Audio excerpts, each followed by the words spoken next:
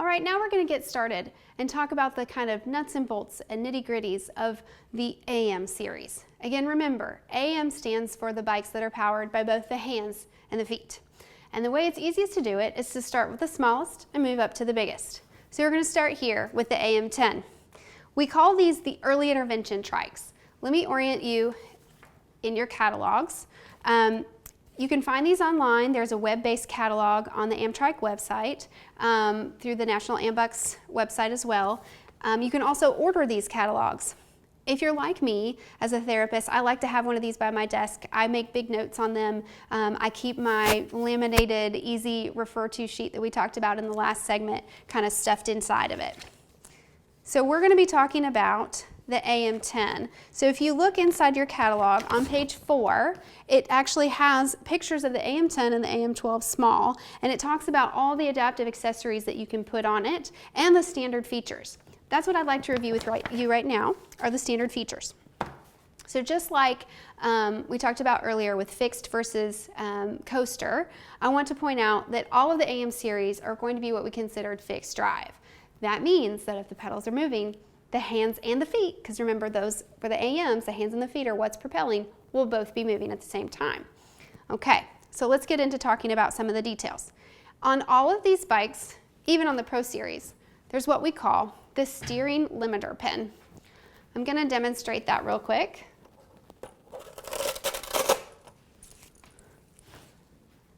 And actually there's a specific slide, let me go to it, that talks about this steering limiter pin. Okay, so it's a useful little tool when it comes to learning how to steer and propel. So a lot of our little friends, especially the ones that are on this size of trike, really what we're getting them on there for is the basic learning of the reciprocal motion to propel a trike, right? A lot of them aren't really old enough to learn to steer or aren't really strong enough to do steering. So using the steering limiter pin, you put it in, there's 3 holes drilled down the side of the trike.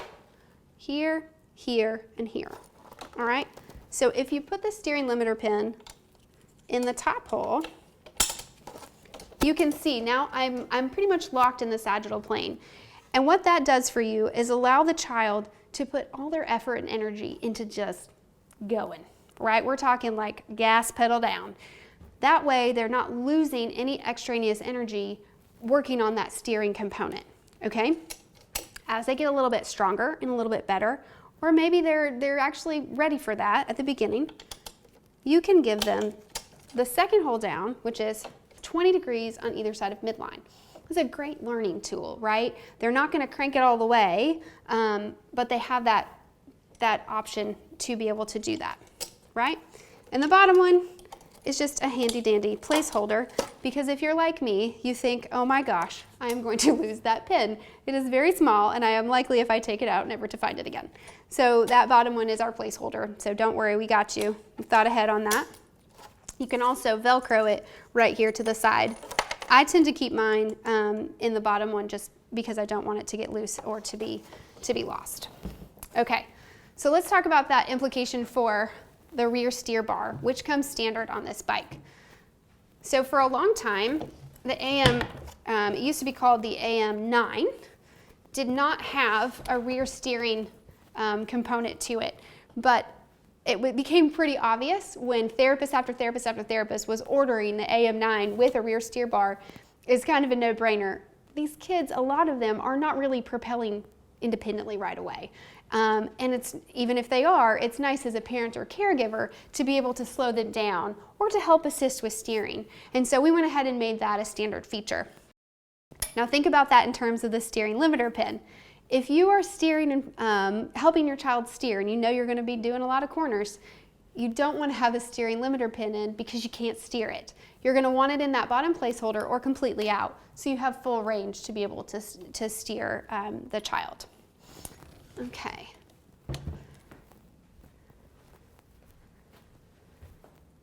So we're going to go back to those other standard features of the bike. All right, so the pedal plates. Let's talk a little about that. They're called the AM pedal plates. You can see they are standard on the AM10, the 12, and the 16. What's special about these plates is that you'll notice there is a heel counter, right, on each of them. That is really critical. I can't tell you the number of therapists that have said to me, I kind of feel like my kiddo could ride a trike if they could just keep their feet on the pedals. So a little insider trick and hack is if your rider doesn't actually need the full adaptability and features of a full Amtryke, I have been known to order just the pedal plates. You can do that as an a la carte thing, and they're very inexpensive. Families can get them right off the Amtryke website for, I think it's around $35 plus shipping. And then if you know somebody who's got a drill, you just drill holes in the actual tricycle pedal and you put these on. So now you've adapted a piece of equipment the family already has at home. And in the future, if they need an actual adaptive trike as they grow, you can get them on the Pro Series. But that to me is a nice little hack that if you don't actually need a full-blown Amtryke, you can use an Amtryke accessory to make your kind of over-the-counter, shall we say, tricycle more adaptive. Each of them is going to have a 4-foot strap and an instep strap. I'm also going to give you a little hack here. This is one of my favorites. Our little friends tend to be, I call them strap Houdinis. No matter how many configurations of straps you try, they're going to figure out how to get out of it. And so if you need a little extra strap help, I like to do a crisscross where you do over the top for each of them. That way the child really cannot get out. And it looks like these straps, one is threaded the opposite direction, which is not a big deal. You just cross it over. So that's one of my favorite pedal hacks to keep our Houdinis in line. So at the back of this pedal, you'll notice a cord, right? It's going from the back of each pedal through a pulley that's right behind the seat. And you might say, well, what is that for? Well, if you look at it, if I pull on the cord, watch what happens to the pedal. It levels it out. How many of us have little friends that are either so weak or have so much tone that they end up in plantar flexion the whole way around the pedal cycle? This cord is meant to help keep that pedal level so that when they are pressing down through the pedal, they keep the force equally distributed so that they can get around that and have more bang for their buck, right? So they can be more efficient riders.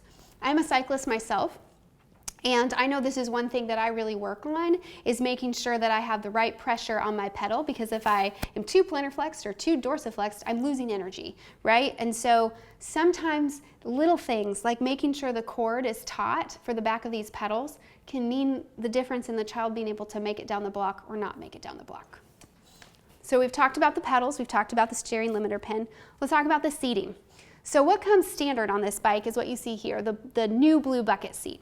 If any of you are familiar with the old AM9s, the bike that everybody kind of classically thinks about as an Amtryke, the little yellow handles, this is the original blue bucket seat. I want you to compare, just by size and shape, what a difference we've made in our new bucket seat design. This is taller and wider, it's deeper, and it has more options for straps in terms of chest strap and a seatbelt strap. So I really like the new blue bucket design. I think they did a great job. That's what comes standard. What you see here is the snappy seating system. And we're gonna get into specific seating and seat backs later. Right now I just wanna go over the basic standard features of each trike so that you know what you would be getting if you ordered the bike as it comes in the box. But if you're like me, you absolutely never order the bike as it comes in the box, because none of our children fit inside the box, right? Every single one of them is unique and different, and that's what is the beauty of Amtryke. We can have a combination of 50 different accessories with 20 different frames, right? Okay, so another really great improvement in the AM series bikes is now specifically the little one, we're working on it for the big ones, it's now belt driven versus chain driven. If you've ever experienced having the old AM9 chain come off, you know what a pain it was to open up that chain casing and put it back on. You don't have to worry about that anymore. Now it's belt driven and you will not have any maintenance issues with the chain drive. So that's pretty awesome. Okay, and like I said, the rear steer is now standard. So that's kind of the AM10 in a nutshell.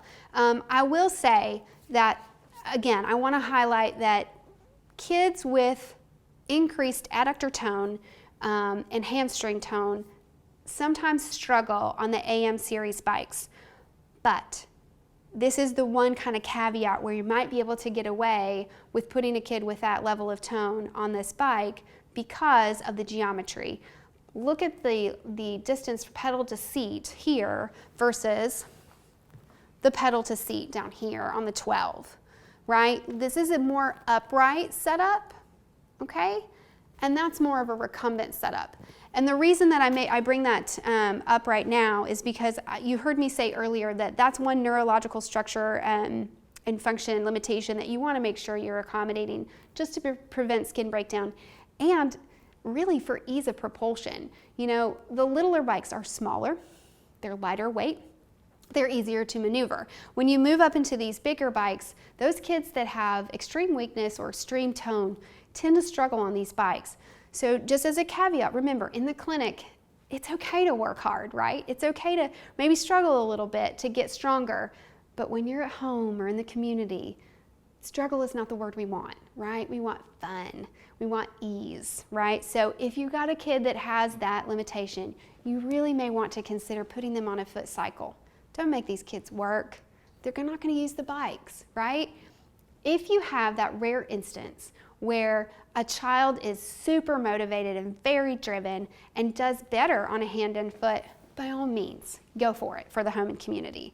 There may be also instances where your legs are weaker than your arms and you need those arm movements to help get your legs stronger. Totally worth it. I totally get it. But again, if there's a lot of adductor tone, a lot of hamstring tone, really keep that in mind. I love to be able to show you some Amtrikes in action. As a chapter started in 2010, our group has given now over 700 bikes away in the Middle Tennessee area. And some of these are my little friends that have bikes. And I just want to show you what an AM10 actually looks like in action. So this was from our Halloween event. And this little guy is dressed up as a biker, which I just think is the most precious thing. He was a motorcycle biker. He's got like a little fake leather vest on and a bandana. But you can see he has a wrist wrap, right? Do you see he's already come out of that left wrist wrap? I'm telling you, these kids are Houdinis. Even if you want that wrist to stay on there, if he doesn't want it on there, it may come off. And as a therapist, when I first started with this, that would drive me bananas. I would run over and I would fix it again. And I'd run over and I'd fix it again.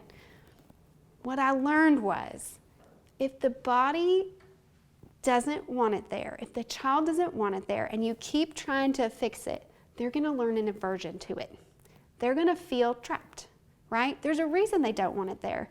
So what I've learned is try it at the start. If they pull it out, okay, that's your choice. It's there if you want it. And what you'll notice, and at least for my kiddos in my clinic, what I notice is over time, they reach out.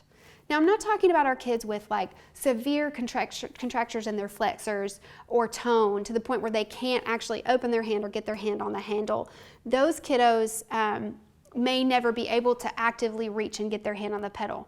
But I still want you to be cautious about strapping that contracted hand or that high-tone hand.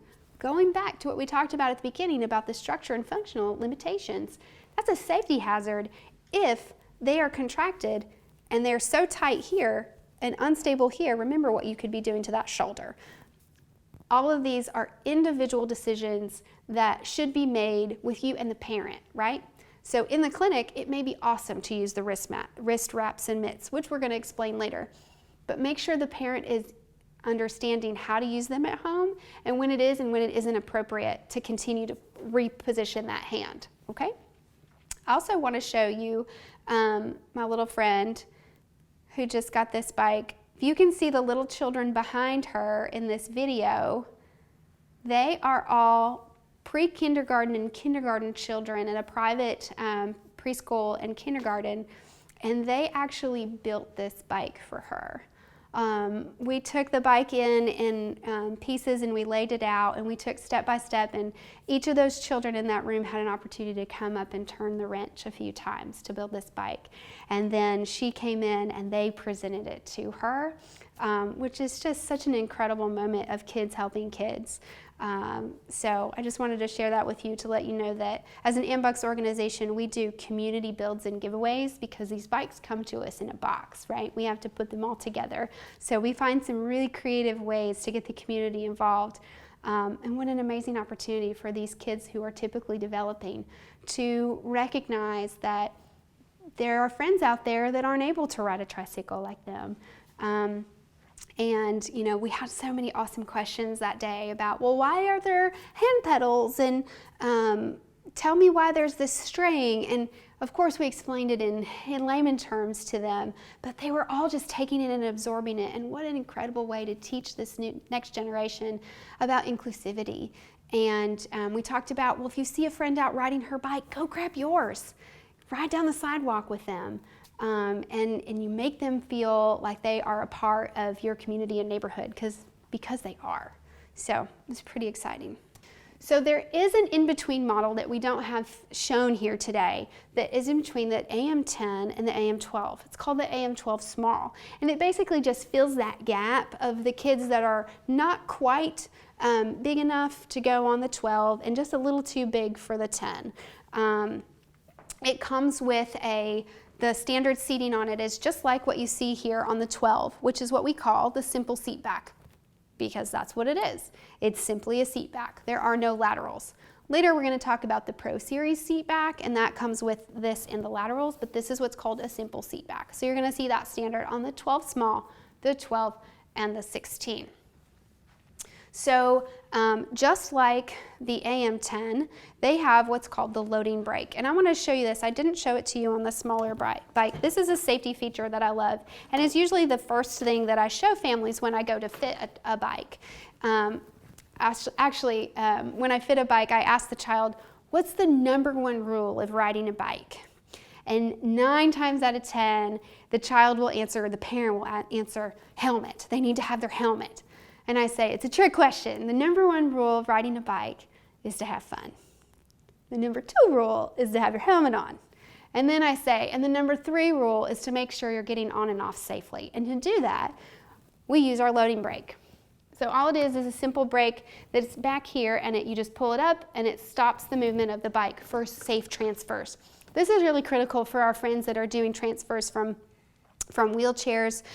You know, there's a step over moment, so you want to make sure that that's engaged. And a lot of times if they do have a wheelchair, it's really easy to make that comparison and say, you don't get out of your wheelchair without putting your brakes on. You don't get into your wheelchair without putting your brakes on. So do that first every time.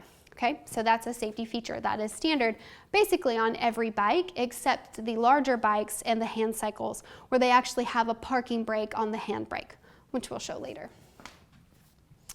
Okay. So let's talk a little bit about the seating. Again, we talked about it being a simple seat back. It does come with a chest strap that can go around the chest, and a seat belt that comes across the hips. So when we get the kids on the bikes and we're fitting for the first time, we teach them the safety components first, right? Helmet, loading brake, seat belt. I always use a little phrase, I say click it or ticket. In my clinic, if the kid's not wearing the seat belt on the bike, we don't go riding. They don't have their helmet on, we don't go riding. And I think it's an important thing for you to establish with families and caregivers too, that they're always being safe when they're using the bike.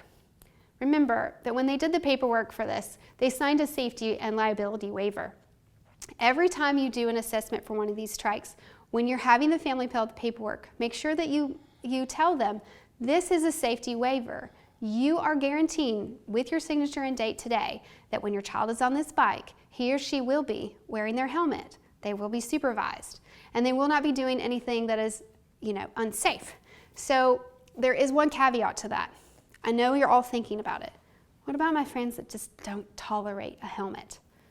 We all have several on our caseload, things on our head, no go. There's always an exception, right? That's when I tell the parent, if we're not going to be wearing a helmet, please be right there as a parent. Be within hand's reach just in case anything were to happen, okay? Then I also open the door to bring my OT colleagues in, and I say, if there's an opportunity, maybe we should make this an OT goal. Maybe we should say, every time you come ride the bike, we do some sort of introduction of the helmet and have the OTs involved about desensitizing to something on the head. I think that's a great way to include an occupational therapy goal with our Amtrikes. Okay, so the basic difference in these two bikes obviously is size. Remember, this is the AM12 and this is the AM16. 12-inch wheel, 16-inch wheel. That's the big difference, obviously bigger size. It's also longer, and by design, it's heavier, right? So when we talk about the strength it takes for hand and foot propulsion, on the little bike, when you talk about strength to weight ratio, if any of you watch American Ninja Warrior or do CrossFit, you can understand what I say, strength to weight ratio. You want to be as little as you can, but as strong as you can for that size, right? Well, unfortunately, just because of the geometry of these guys, they definitely get bigger and heavier and harder to propel the bigger they get. Keep that in mind when you are recommending them. Which population is that good for, though? Our friends that need heavy work, right? Our seekers. Some of our friends on the autism spectrum, right? So I have a lot of occupational therapist friends that like to order these bikes for heavy work parts of the child's sensory diet, okay? I actually had this incredible family who had twins, and both of them had an autism spectrum disorder, and the therapist ordered one bike, and mom she swore up and down, one bike will be great, we'll share it, don't worry about it. It was probably about 3 or 4 weeks before they called me and said, we need a second one, because they were getting such incredible benefit out of it, using it for their sensory diet. And I love this. What they would do, they would get off the bus, and the very first thing they would do when they would get off the bus after riding for a long period, they needed a heavy work reset because they were having to sit still on the bus for so long and all day at school, right? They would get on their bikes and they would ride from the garage to the mailbox, to the garage to the mailbox, a certain number of times.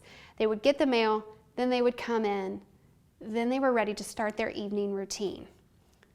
That is such an incredible way to use an Amtryke to me, to include it in that therapy home program. How many of us have written home programs that we know are not being followed, right? This was an example of a program that was being followed religiously, so much so that we needed to get the family a second trike. So I just absolutely love that story. Okay, so one of the things that you're going to notice is these have saddle seats, right? So that's a standard seat that can come on these trikes, but we can change them out, and you're going to see in the seating section later for lots of different options. I like this because it's kind of a low profile. It allows them good hip extension, which you need when you're in this upright position. The seat post can be slid forward and backwards, and I'm actually going to show you. You just loosen these triangular knobs on the side, and as the child grows, you can bring the seat post back. Okay, so that's one option for growth. The seat post also extends. So there's a lever here that you pull out and loosen, and then you simply lift. And you hear it click in. There are about 4 or 5 holes on the seat post, so the child can grow, we can grow it backwards and we can grow it up this way. When I'm fitting a child, I always make sure I look at the geometry of where the hands and the feet are after I've moved back, because that's usually what I do first. I go backwards first, and then I decide if I need to go up and down. That way we can decide, watching what's happening with the geometry of the arms as well. One little trick, and I'll show you this on the foot power bike too, is when you're when your knee is up and over the top of your foot on a pedal, and this goes for any cyclist, you're going to have more power coming from your quad and your glute. So I tend to bias the kids more up and over the pedals, especially when they have a lot of weakness. The hand cranks can come in different lengths, but these are the standard lengths. They are slightly longer for the 16 than they are the 12. The motion that they come standard when you get it out of the box will be the hand goes with the foot. So you can see that when the hand crank is at the top, the foot is at the top, bottom, bottom, right? So this is not an opposite, because you wouldn't be able to actually propel it. A lot of therapists are like, why can't you make it reciprocal? It's just the physics of it. But if you need to, you can pair the hand cranks for the foot or the hand only driven bike. And we're going to show you that later. And that just means putting the hand cranks at the same geometry instead of offset, they are together so that they could be propelled like that. That's only for the hand cycles, but that is an option. I'd like to show you a few of these AM 12 and 16s in action.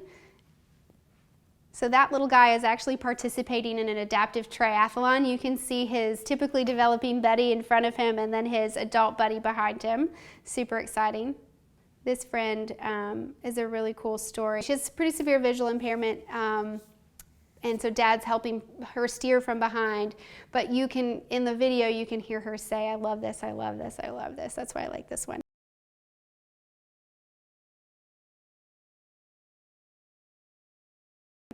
And this dude has spina bifida. This is my friend Russell.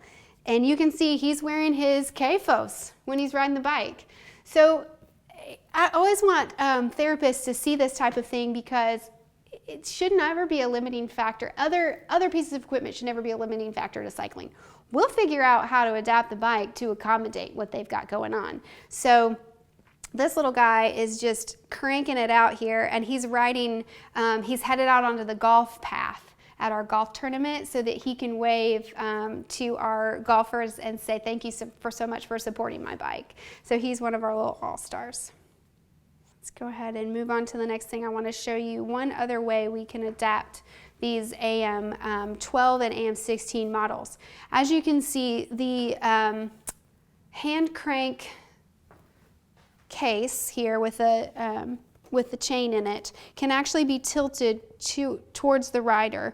And the idea behind that is if their arms are a little bit shorter and you need to bring it towards them, you can do that and tilt it that direction.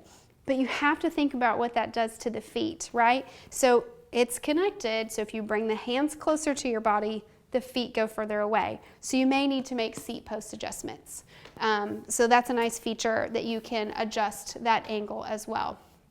The clinical application for that could be that maybe a rider has one arm that's significantly shorter than the other, or they have something like a congenital limb deficiency or arthrogryposis on one side, that kind of thing. Then that angle also, when you change that angle, that can impact the trunk. So as a therapist, we all know that your posture really comes from your core, right? But the position of your extremities can pull your posture in different directions. So if my hands are out on the trike and they're way out here, I may end up here. But what if I bring my hands closer?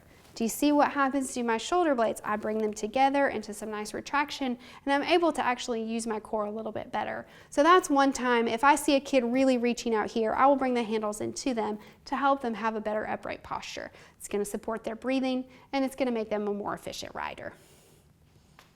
Okay, now we're about to explain the Pro Series bikes.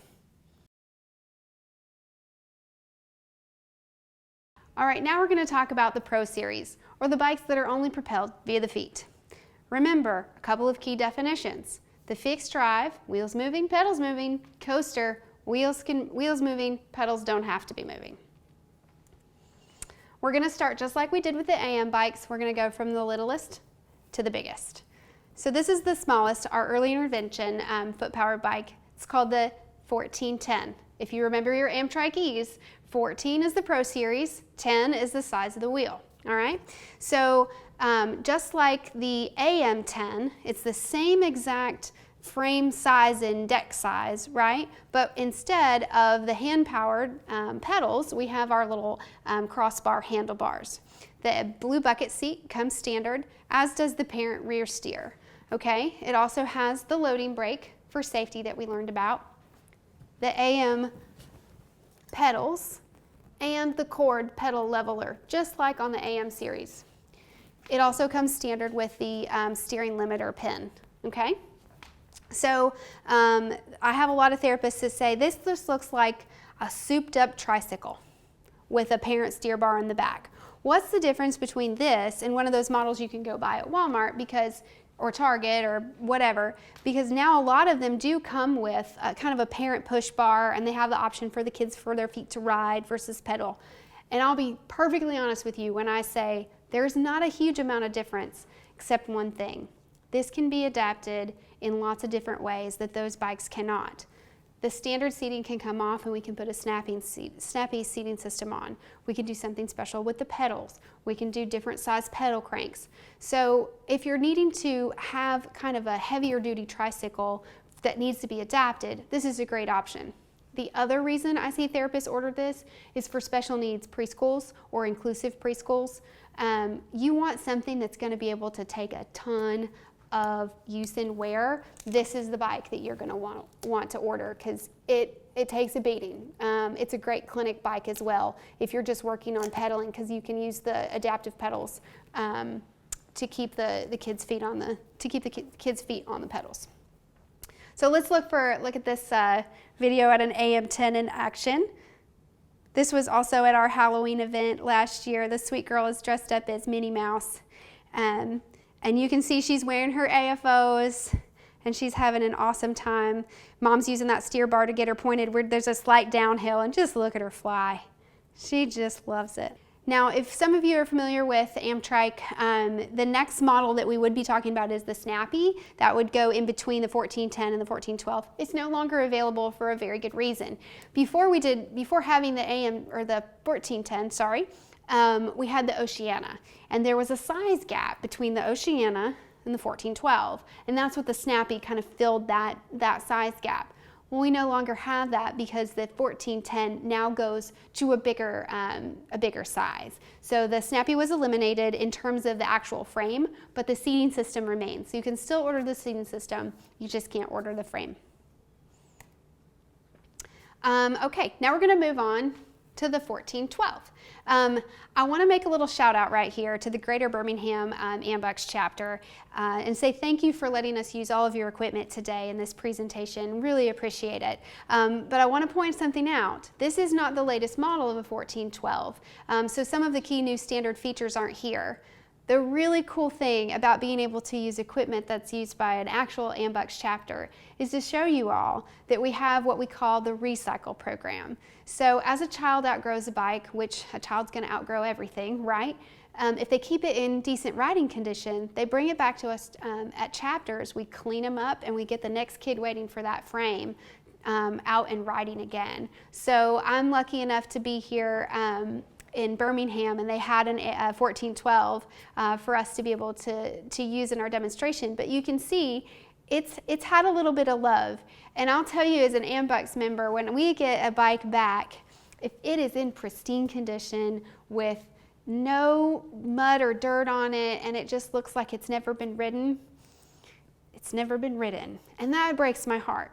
Now, when I get a bike back that is dirty, the straps are torn, the pedals are bent up, the seat has got a dent in it or a tear in it, I am praising this family because they have gone out and they have ridden this bike, and that's the whole point, right? So we're grateful for Birmingham for letting us see this. But I do want to let you know that now the rear steer, like you see here on the 1410, is standard on the 1412 because of one key thing. There is no brake. Okay? There is no front handbrake like there are on the larger Pro Series. So it was a safety concern to not have a brake somewhere on the bike. So we put it on the parent steer bar in the back. I have had many instances where the child is ready to brake independently on this bike. And so what we've done is we've routed the brake cable and the brake up to the handlebar, which is not a difficult thing to do. And then we've just removed the rear steering component. So I want you to think of these things as you're ordering them with more of a forest than a tree view. We're not just talking about the bike that's perfect for today. We're talking about the bike that the child will grow into and grow with in terms of their cycling abilities, right? Classic example, I have a little rider who started off on this 1412, actually started on an AM9, then went to a 1412 with a rear steer and got to the point where he was not needing the rear steer anymore. And we did exactly what I just said. Took off the rear steer and rerouted the brake up to the front. And now he's a completely independent rider with braking, which is a really cool progression.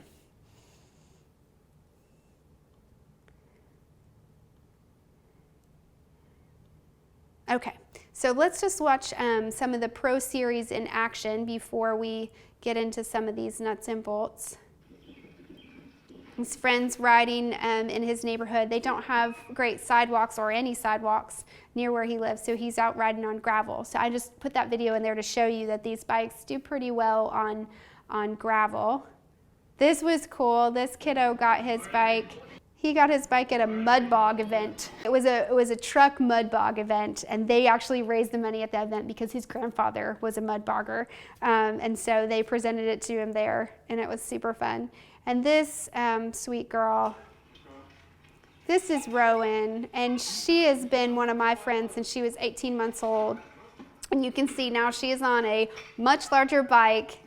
She started off on the itty bitty, and Rowan is blind, but that does not stop her from getting out and just enjoying this. I mean, you can tell this is a beautiful fall evening in Nashville, and there's her sister riding a scooter, and there's stepdad and their dog. So it's a huge family event whenever they take the bike out.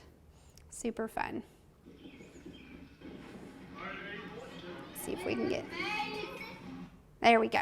All right, now let's talk about some of the details about these bikes. We talked about before, they're named for their size of their wheel, 10, 12, 16, 20, and then we have the big daddy, the 1420 XL. And it's just a longer version, as 20-inch wheels, but it's a longer version of the 20. They all come standard with a fixed drive. That means, remember, pedals moving, or wheels moving, pedals moving. They have loop handlebars, except for the 1410 has the crossbar handlebars. I want to point out the 1412 handlebar is in a fixed position when it comes to in and out from the rider. Now you can move it up and down using these cam locks based on where their hands need to be. But on the 1416 and 1420, I'm going to go over there and show you in a second, they can actually telescope in and out as well. So a little hack, you can take a 6mm Allen, and you can come in here and loosen this, and you can actually flip the head and get the handlebars even closer to the rider if you need. We had a little friend with arthrogryposis that needed it to be up as close as possible to his body, so we flipped it around and got it up there for him. Let me show you these handlebars over here. I think it'll be easiest to show you over here on the 20. So there's a couple of different adjustment points on them. We call them telescoping, because they do just that. They can go in towards the rider, or they can go away from the rider. And I'm holding this handy dandy tool. This is a cheater bar, or a leverage bar, or in the world of Amtryke, it's known as Fred's tool. Do you remember the occupational therapist at the very beginning of the presentation that I told you about? Fred Sammons. He is our godfather of accessories. He's also a tool man, and he thought of this idea, which is absolutely lovely, that when you really want to once you get the handlebar in the place that you want it, your cam locks are all open, but you're like, I want it to stay there because I know the kid's going to put a lot of pressure through it.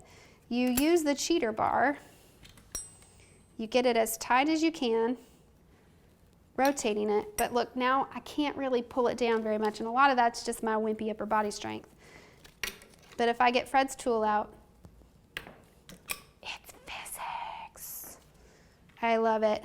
Just a little extra leverage, and it means that now, as much as the kid wants to push on that handlebar, it's a safety feature. It's not going to go anywhere.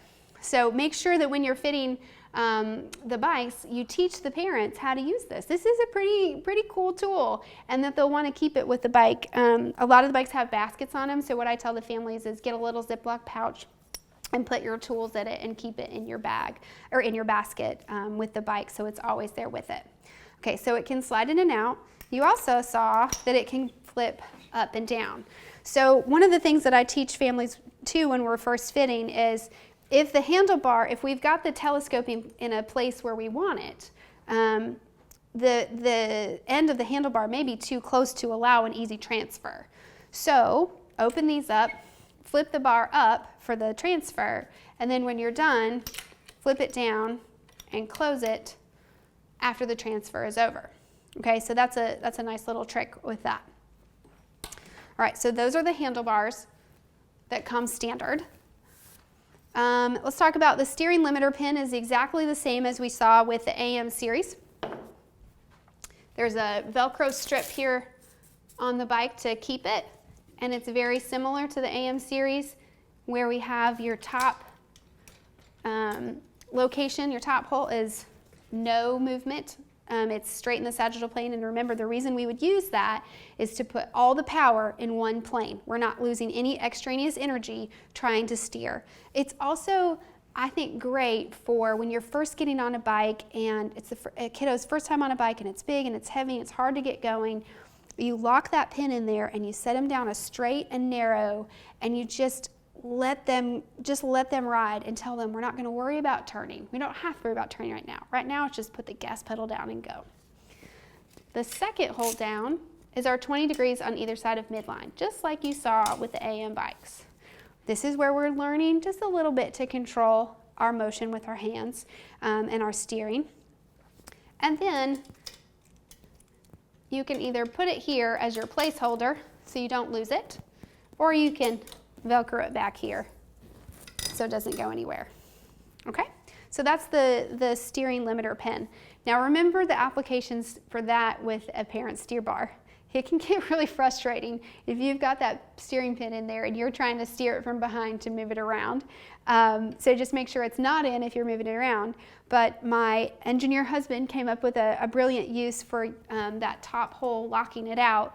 If you're loading it into the back of a van or a truck, if you don't have that steering locked and you're pushing from the back, it can turn on you as you're trying to get into the vehicle. Instead, lock the front out and then tip the back up. The front will be locked in, and then you just lift the back in. So leave it to the engineer to come up with a great extra use for that steering limiter pin. All right, let's talk about brakes. So I talked about before the 1412 does not have a brake except for on the parent steer bar. The other two, actually three, the 16, the 20, and the 20XL come with a handbrake. It's a standard handbrake that can be actually placed anywhere along the loop handlebar. It's as simple as using an X-Acto knife to cut out a spot for the placement of the brake, and you just use an Allen wrench. Typically when we do a fitting, we ask the child which hand is your dominant hand, and then we have them put their hand up here, and we move the brake up and down and in and out a little bit just to see what's easiest for them to grasp, and we get that all set up for them that way. The cool part about these is they also have a parking brake. So if you pull the brake all the way back and you push that button in, just another extra safety measure. I'm going to show it again. You pull that brake all the way in, push the pin, extra locking brake on the front. Speaking of brakes, the loading brake. We talked about this with the AM series. This is our safety feature for transferring on and off. So you can have both the parking brake on here and the loading brake. Typically the loading brake is enough, but sometimes our friends get savvy to this. And I don't know if any of you therapists can relate, but I have some friends that like to mess around with this just to be funny while they're trying to get on and off. If you've got that friend, put the parking brake on. You can put the parking brake on this brake or the brake that's on the back on the parent rear steer. So if you've got a friend who likes to mess with the loading brake, you can go around them in that way. All right, seats. Let's start over here on the 12 because it's a little bit different than the other two.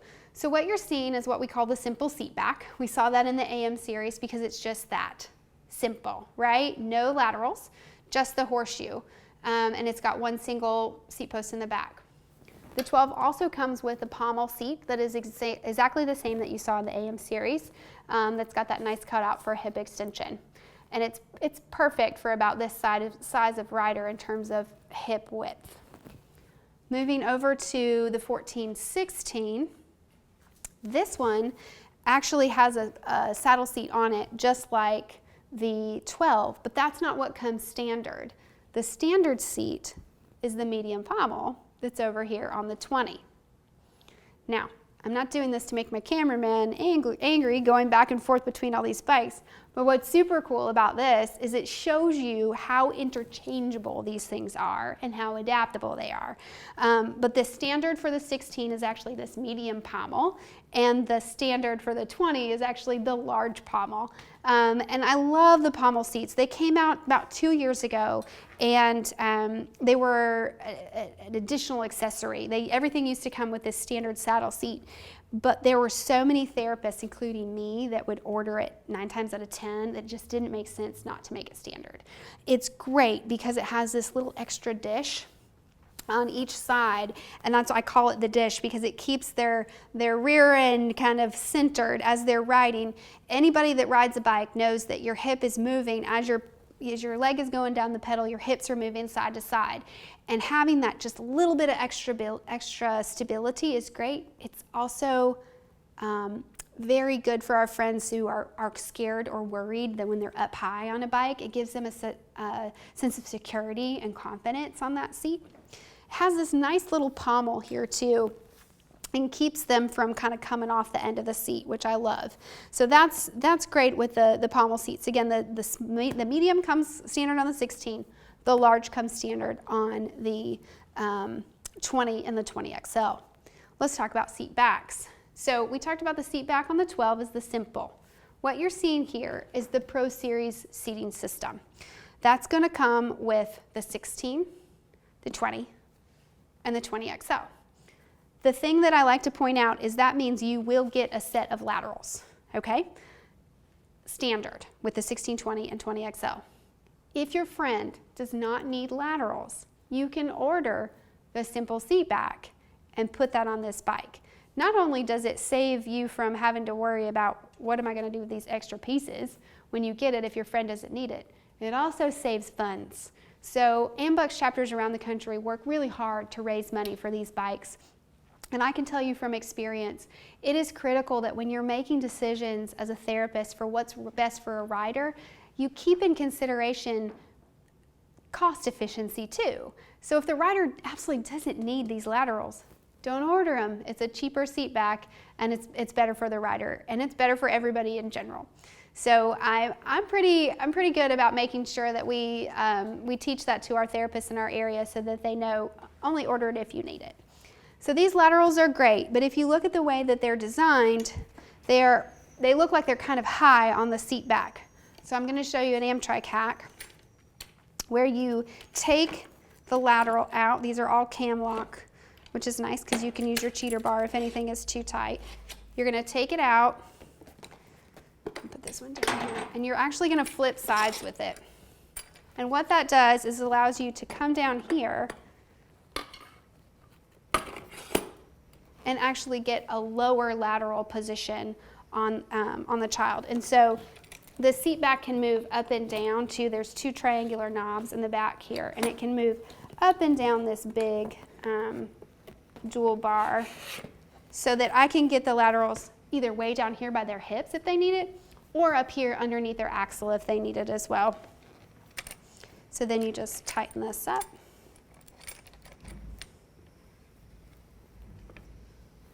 Now, here's a key thing for transfers too. If these are on and flipped in, it can be hard to transfer onto the bike. So we open up the, oops, wrong one.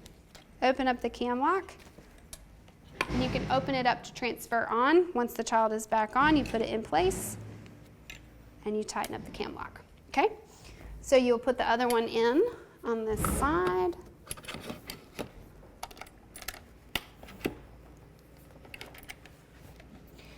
You can also see that they are individually adjusted, right? So one can be higher than the other. How many of us as therapists have little friends that have a lateral on the left that's up by their axilla and a lateral on the right that's down by their hip?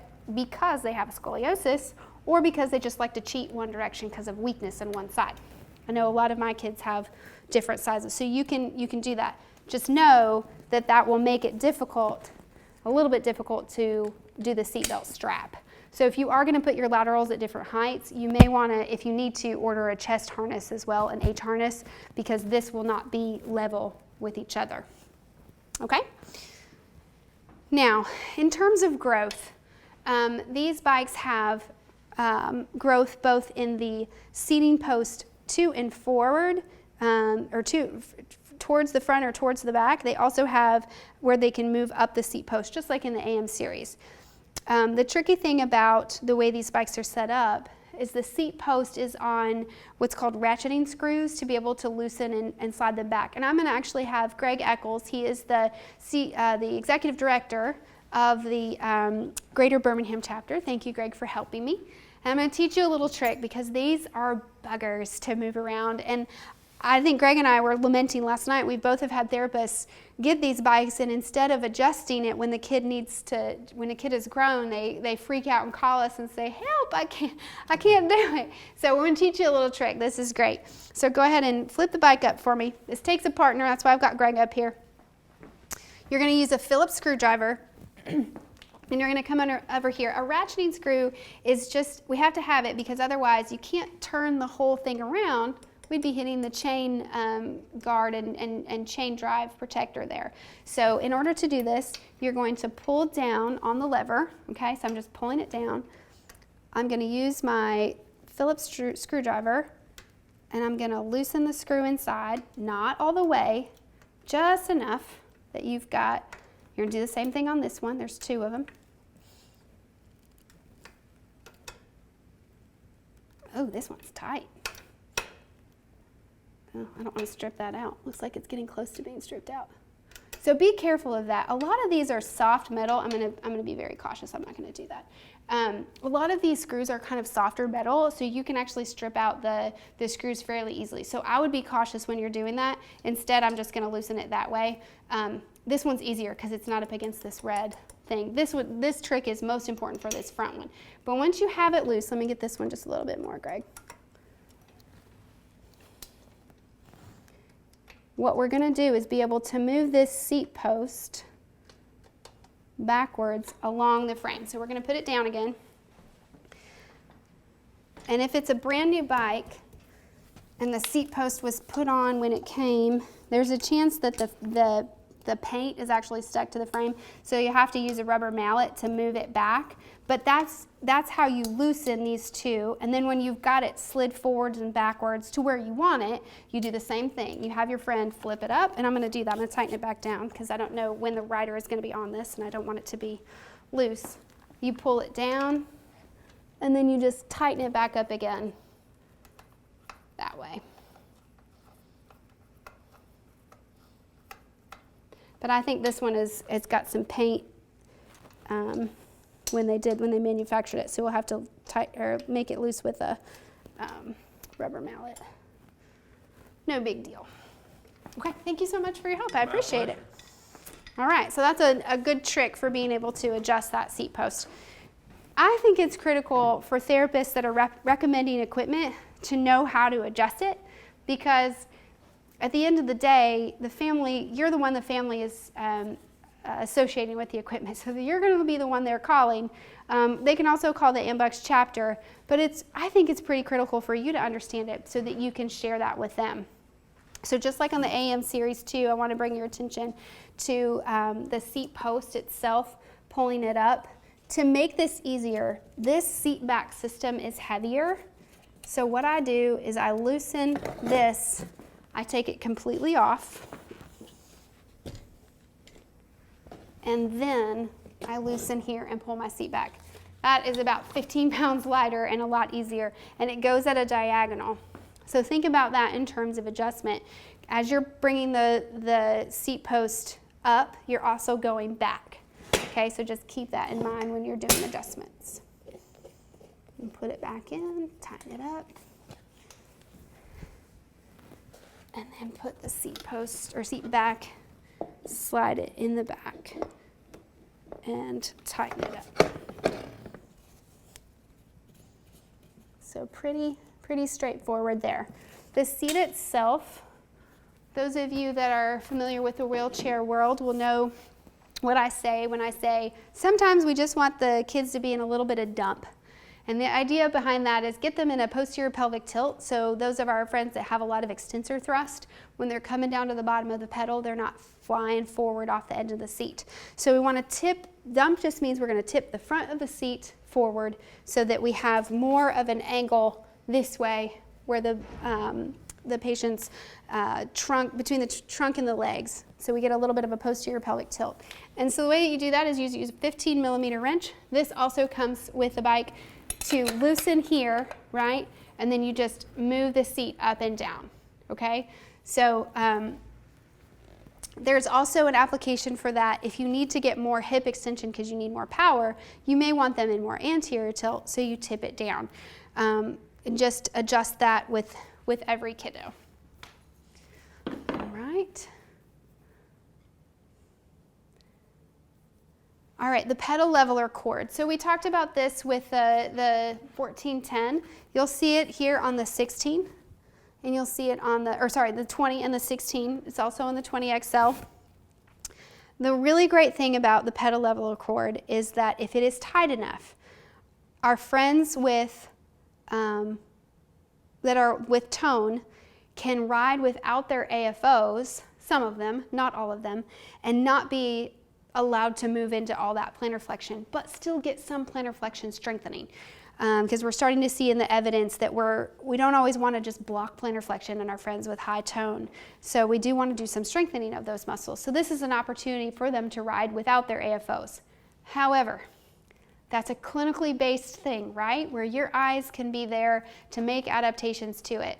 What I tell families is if your child's therapist has recommended that they be out and about the majority of the time in their AFOs, I'm probably going to recommend that they be riding in their AFOs, right? Because there's not going to be a clinician there to see if they're maintaining the right ankle angle. So with the pedals, I do tell families, go ahead and just plan on having your kiddo in the AFOs. There are, I think I brought a pedal in here that is a expandable pedal. Now I don't see it. That's okay. So I'll show it from down here. There are bolts on the bottom of here that are in these sliding slots. So this is called an expanding pedal because it's just that. It can expand to be longer. So I've actually had a couple therapists say, oh, the kid has outgrown the pedal, their foot's too long for it now. And I said, well, did you flip it over and loosen the screws to flip it? And I said, oh no, we didn't realize that. So just know that that's one other way that you can adapt it. For foot strap and instep strap, remember the Houdini crisscross will help you keep those feet in there pretty well. All right, in terms of other standard features, the 1412 comes with a little black basket. It's not on this one right now. And the 16, 20, and 20XL come with a white basket in the back. I call this the puppy basket because I have about 15 videos and pictures of riders from our chapter that have taken their dogs on walks or their kittens on walks in their basket. And I just absolutely love that. I think it's the most precious thing ever. Pedal levelers, so that's in the back. There's also a toe pulley that can be attached to the front and then up to here. Here is my 2 cents and soapbox about toe levelers from the pulley from the front. They are great if they are needed. However, it's one more cord to be added to the bike, and usually it's not needed, especially if you have a child that wears plantar flexion black AFOs. If they're wearing the AFOs, you don't need the toe pedal leveler. Now, if you're using it in the clinic or with a family that really gets it and they know to watch that ankle angle, then yes, that might be an appropriate application. But the majority of the time, I question it whenever it's ordered by one of my therapists and say, tell me why you want this particular adaptive accessory, because I want to make sure it's really necessary to order it. All right, we talked about the loading brake, we talked about the seats and the seat backs. We talked about the pommel seats being standard. We changed the 1412 from the standard saddle seat to the medium pommel because it was just getting ordered so frequently. So I'm glad that this slide is in there to remind me of that. So that means that the 12 and the 16 come with the medium pommel and the 20 and 20XL come with the large one. Okay, so I love the Pro Series for a lot of reasons, but mostly for my older kids that have really no other option in terms of their mobility except their wheelchair. The bike becomes this really critical fun tool to have at home. And I'm going to show you a video of a friend who is actually an exclusive power chair user. He drives with a head array.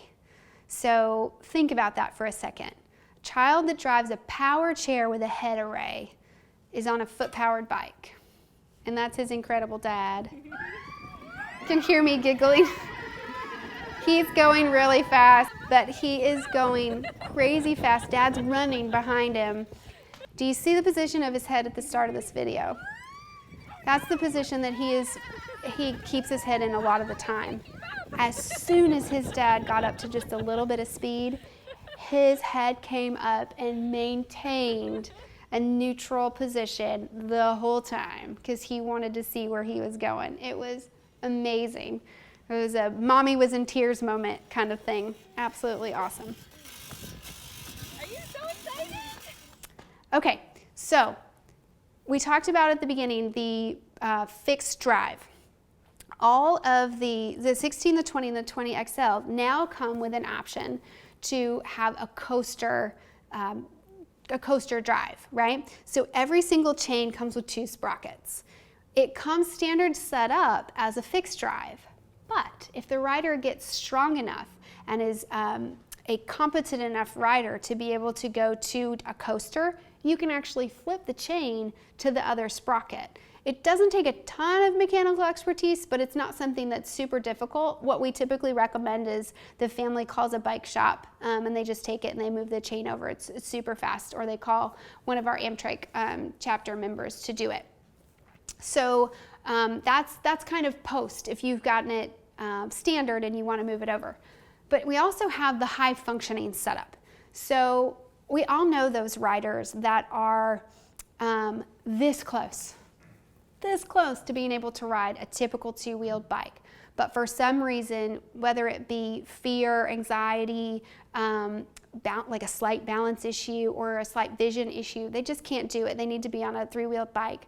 We recommend the high functioning setup. Now, I really want to make clear, this is for riders that have the capability to apply a brake, okay?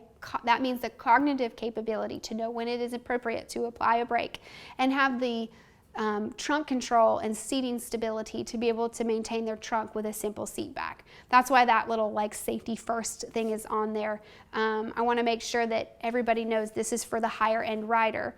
It's not just the simple seat back though and the switching of the gears to a coaster. It's also, if you look at it, it's the high-rise handlebar, okay, and the exercise pedal. So think about an exercise pedal. The recumbent bikes that you see in most clinics, they have that exercise pedal you just slide your foot into. It is pretty difficult to get on one of these bikes and strap your foot in. But it's really easy if you have an exercise pedal on there to just slip your foot in. 1, 2, you're ready to go. And then the high-rise handlebar. Remember how we talked at the beginning about our older kids and teens wanting to look cool and a little bit more like their peers? That's where these high-rise handlebars come in. The loops are great because if you fatigue in one position, you can move your hand at any place, right? So high-rise handlebars, you need to be able to be strong enough to maintain your hands in that one position for a long period of time. And they come in multiple sizes, and we'll show you that a little bit later as well. So there's 2 options for this high-functioning setup. Option 1 is just that coasting, where we move the chain over to be in the coasting position. And you know, some people call it the sort of the trail riding. Think like rolling greenways kind of thing. If you do that, make sure that you add the disc brake. And I think now that the selection forms are set up so you don't have that option, you have to add the disc brake. And that's just a safety thing to have a second brake on there because you're going to be going up and down some gentle rollers. And then there's option 2, the 3-speed. Okay, so we're talking about our riders that are ready to change gears. We often use this for some of our oncology patients that have progressed from being so debilitated and weak from chemo and radiation that they started off on a fixed drive, but now they're ready and they've got some hills in their area. They want to move on to the gears. We've also got friends with CP, high, GMFCS level 2 and 1 that really need gears because they're ready for it because they live in hilly neighborhoods. So that's option 2, and that's on the selection form. I didn't really talk about it a whole lot, but I do want to kind of show the 1420 XL was added to the fleet, I don't know, 3 or 4 years ago now because of our riders growing up. If you talk to Sue Haywood, we call her Amtryke Mama, she'll kind of tell you the story of how she's an early intervention therapist. So the first Amtrykes were truly meant for very little kids. And she jokingly says, but kids grow up and some grow a lot bigger than others. So the 1420 used to be the largest bike that we offered in the Pro Series line, but as we all know, we've got those kids that end up being 6'1", 6'2". That's what the 20XL is really meant for. I have therapists sometimes that will look at measurements and go, oh, but they're big enough for the XL. And we're gonna get into why it may not be the best idea to always go with what they're big enough to be on versus what they will fit on. So just wanted to bring your attention to the big boy, and this is the large pommel seat that is standard on the 20 and the 20XL. Okay, now we're going to discuss what we call in AMBUCS the vet cycle line, and that's because we have a veterans initiative within AMBUCS. We don't just serve children with disabilities, we also serve wounded warriors. So we're talking about our friends that are coming back from being, frontline battle injuries and needing a way to get back to life and get some strength and some coordination, just like we're doing PT with the kiddos. We've got the PT going on for our wounded warriors, but it's also for our veterans that have been out of service for many, many years. We still want to keep them active and moving in the community, and this is AMBUCS' way of doing so. So that's why these trikes were developed. So all of them are recumbents, and there are 2 that are very similar. The JT 2000, which is what the Greater Birmingham Club has allowed us to use today, and then JT 2300. The major difference between the 2 is where the cockpit, the steering actually sits. For the 2000, it's going to be up, and for the 2300, it's going to be called an undercarriage steering, and you can see that on the slide. The rider there has got his hands down kind of next to his legs. That's where the steering is. I get asked this question all the time, which do you prefer, which one is better? And honestly, it comes down to using your clinical judgment and those skills that we learned at the beginning of the course about what neurological and structural functions do we need to, and limitations, do we need to keep in mind when we are recommending one of these bikes. So if you think about it, if your arms are up here, that is going to put a little bit of extra stress on your C-spine and your scapula girdle. So any of our people that have, our friends that have some stenosis in their C-spine, or maybe an old rotator cuff injury that makes it difficult for them to keep their arm up for prolonged periods, that might be something to consider. Same thing goes for our friends that have had a stroke and one side is really impacted. That might be hard for them to keep that hand up there versus down at their sides in a more, gravity-assisted position. So really, it just all depends on rider comfort and those structural and neurological limitations you need to account for. They do have multiple gears, 14 gears. They have a front and rear brake. I think we talked about loading brakes several times with the other models. Obviously, these don't have a loading brake, but they do have parking brakes. So you can set the parking brake by pulling back on the brake handle and then pushing the pin in, and that way it doesn't move back and forth when the rider is getting on and off. In terms of seating, they come standard with a mesh sling back seat, and it is adaptable or adjustable in terms of tension by tightening these back here, and then slightly with your recline where you set your pin here, just a little bit back and forth, and then you can slide this up or back depending on the height of the rider as well as their strength. Remember, if you've got a weaker rider, you're going to want them a little more compressed so they can really push out with that quad.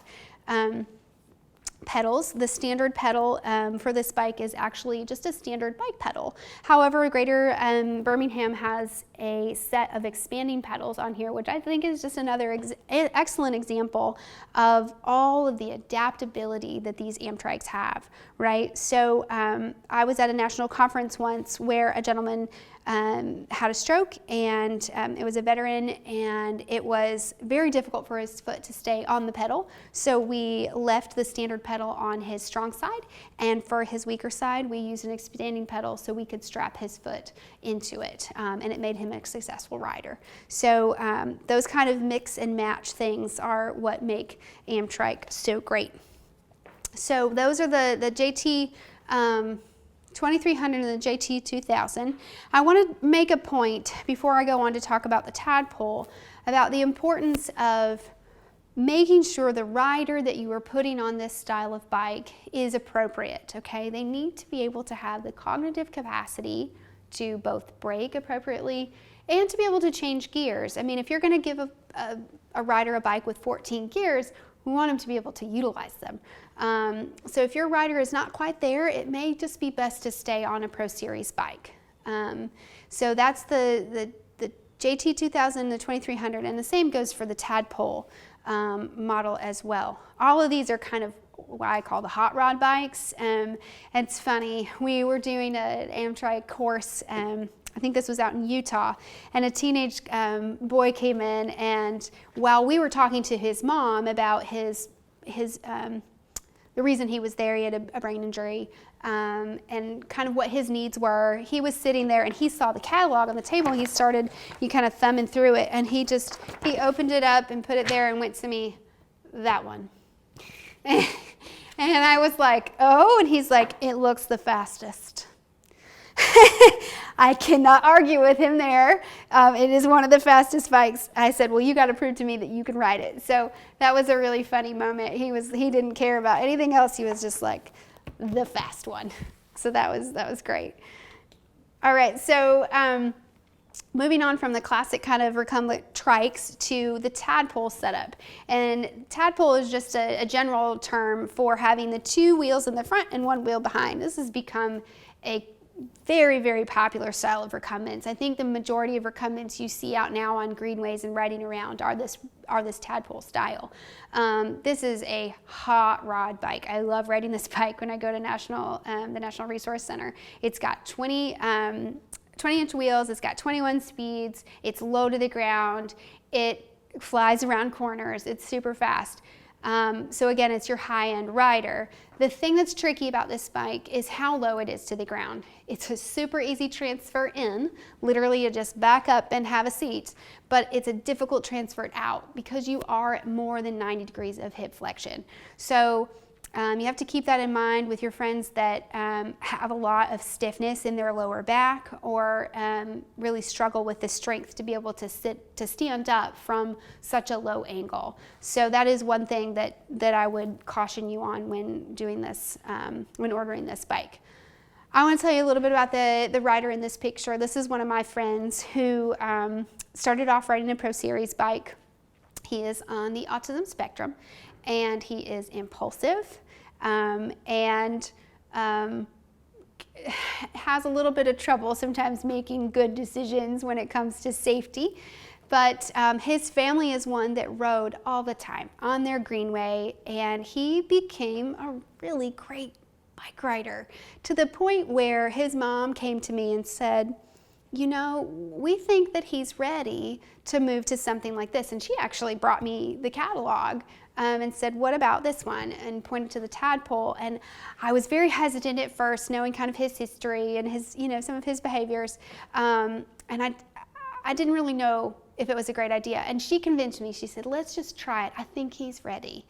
And, he mastered it. He rides it beautifully. He makes appropriate stops. He changes the gears appropriately, and he flies on it. Like to the point where he goes around curves way too fast for his mom's liking and for mine. But he's a teenage boy. I'm not gonna be able to stop him. He's also one that really struggles to want to have things on his head. So as you can see in this picture, he does not have his helmet on, which is not my favorite. But rob Peter to pay Paul. We give him this opportunity to be independent and free and mobile, and Mom's right there when he's out riding. So just know that that is not something that we typically promote in AMBUCS. We do want everybody to have a helmet and to be safe, but we also understand there are extenuating circumstances for that. Okay, now let's talk about our friends that either have lower extremity paralysis or maybe have a congenital amputation. Just for some reason, they are unable to use their lower extremities to propel the bike. We're going to move into hand trikes. The Greater Birmingham AMBUCS have been so kind to let us showcase their AM12 with a foot platform. I want to draw your attention in the catalog to page 14 and 15, which has the full complement of our Amtrikes with that are hand propelled only. And they do start off all the way down at the AM10, and they go up to the AM16 from the AM series. And then we have two others that we kind of call our adult hand cycles. We have one that's like a teen version, and then we have an adult hand cycle. So we're going to go through each of those and talk about the nuts and bolts and individual components of them. So the AM10, 12 small, 12, and AM16 can all be adapted to become straight hand cycles. So you'll recognize these bikes because these are exactly the same bikes that we talked about in the AM series module. The major difference is obviously they don't have the foot pedals, and at the ARC, before they pack the bike up, they actually do something where they chop the pedals off and they go ahead and add the foot platform. So this isn't something that the AMBUCS chapters do. So when you are ordering this bike, if you know you want it to be a hand cycle, it can't happen after it's come. So you can't order an AM12 standard and then say, oh, but I wanted a foot platform. You need to know that on the front end so that they can do that at the national level and send it that way. Okay, so just like the little bike, the AM10, the 12 platform, actually all the platforms are made of wood, and what we realized was a lot of our friends with lower extremity paralysis were struggling to kind of keep their feet on the platform, and so now they all come standard with a foot cup, a plastic foot cup that gets Velcroed to each side. And that comes separate, obviously, so when you put the kiddo on it, you can fit them and you can center those cups exactly where you need them under their feet for the best support. I do have a few friends that don't need that. They have just enough strength and sensation to keep their feet in the right place, but I do have some that absolutely need it. So they did come standard. Now, I want to talk a little bit about the seating too. This is not the standard seating that comes on them. This is obviously an older model. That is the old gray bucket seat. We do have a new gray bucket seat, but that does not come standard on any of the hand cycles. What you see up here is what comes standard. So think about what comes standard on the AM series. In the AM10, it's the blue bucket. On the 12 small, the 12 and the 16, it's the simple seat back with the saddle seat. That's going to be the same for the hand cycles. But just like every other Amtryke model, you can change out the seating, you can change out the seat back, okay? That's what's so great about all of this. It's very interchangeable. But they do come standard with the same seating that you would get as if you were ordering it as just a straight up AM, okay? Let's talk about hand position and efficiency with propulsion. So when we're talking about reciprocal pedaling versus paired pedaling is what we call it in the cycling world, this motion is great for, reciprocal motion is great for cross-brain talk, crossing midline, coordination skills, and really challenging the core for balance. Things that you can do in the clinic that are great with clinicians' eyes and clinicians' hands-on. Maybe not the best for in the community because it's not the most efficient. And remember, we're trying to err on the side of fun for our kids that are riding at home and in the community. So we're going to want them to be as efficient as possible. So what we'll do is we will loosen the hand crank here, and we will bring this up so that they're paired together so that the motion is this.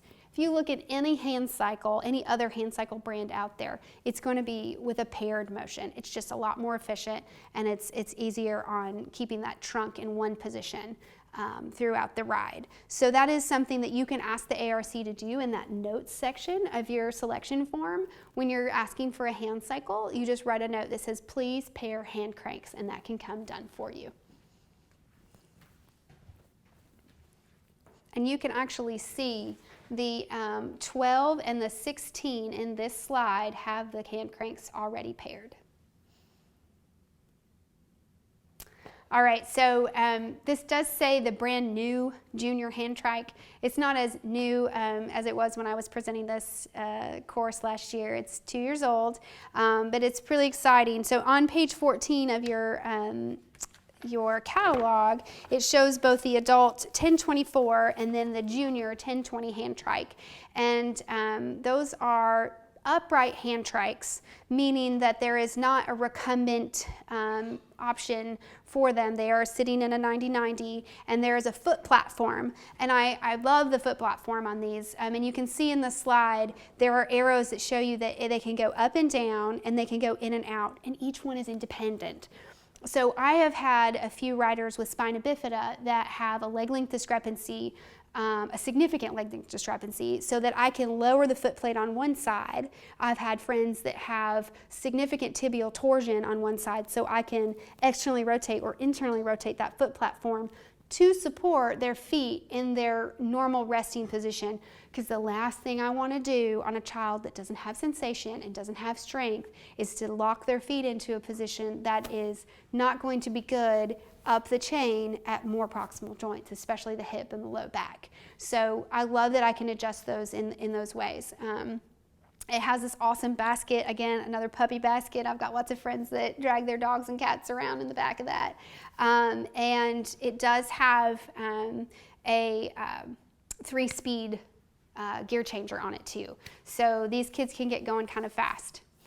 Here is my little 2-second soapbox about the hand trikes, especially for our friends with spina bifida and lower extremity paresis that are wanting to become, cycling athletes someday, real hand cyclists. I always tell their parents and the rider, this is the gateway drug, right? This is their moment to really get in and start riding and loving it.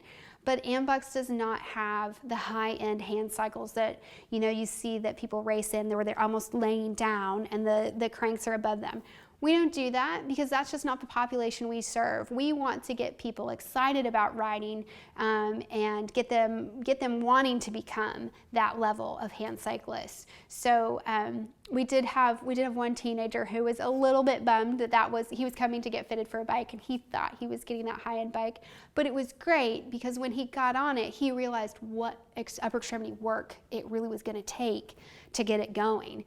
And he looked at his mom and he was like, yeah, I want to ride one like this until I get strong enough for the racing one, which is really cool. And I actually have a child that started off on the tiniest AM bike and then moved, so he started on an AM10, he moved to an AM12, and he got so fast on his AM12, he would flip it all the time. And his mom said, enough, this is dangerous. And they went and got a grant for a racing cycle. So he's actually he's in Nashville, and he races on a hand cycle. Super, super cool. All right, we've got a video here so you can see this is the junior hand cycle in action.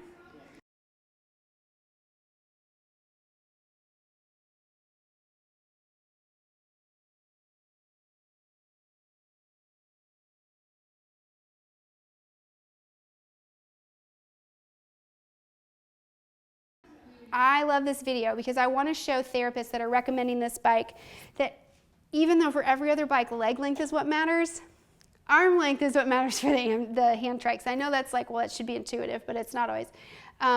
For the 1020, we're working on maybe doing a little bit of a redesign and for this in the future. But if you think about the proportion of a lot of our friends with spina bifida, you don't have very long trunks.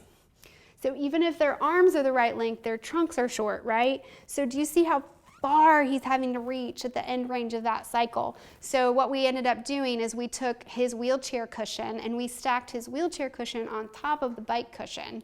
Actually, no, we put his wheelchair cushion under and then we put the bike cushion over so that it would stay put. And then seat belted him in there, and he did so much better because he was able to get up and around the cranks. But just remember those proportions of our friends. A lot of times with spina bifida are a little bit different.